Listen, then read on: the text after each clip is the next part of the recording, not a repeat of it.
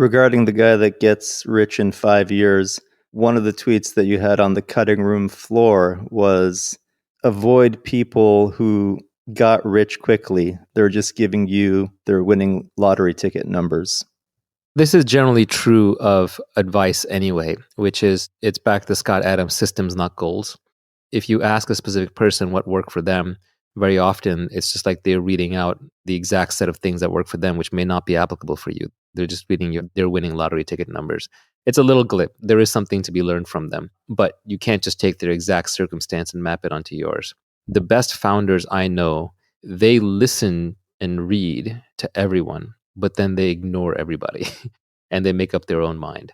They have their own internal model of how to apply things to their situation, and they do not hesitate to discard information.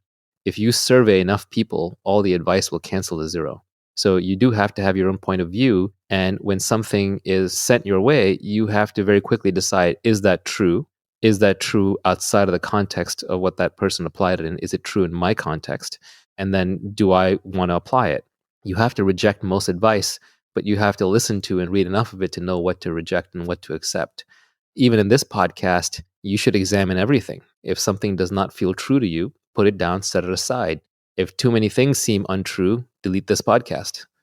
I think the most dangerous part of taking advice is that the person that gave it to you is not going to be around to tell you when it doesn't apply any longer. Yeah, I view the purpose of advice as a little different than most people. I just view it as helping me have anecdotes and maxims that I can then later recall when I have my own direct experience and say, that's what that person meant.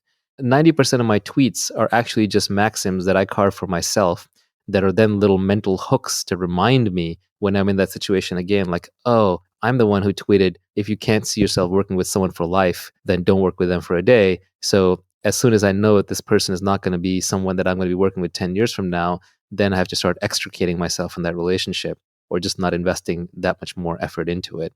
So I use my tweets and other people's tweets as maxims that help compress my own learnings and be able to recall them. Because, the brain space is finite. You have finite neurons.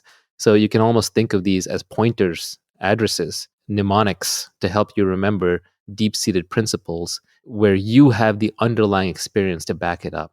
If you don't have the underlying experience, then it just reads like a collection of quotes. It's like, it's cool, it's inspirational for a moment, maybe you make a nice poster out of it, but then you forget it and move on. So all of these are really just compact ways for you to recall your own knowledge.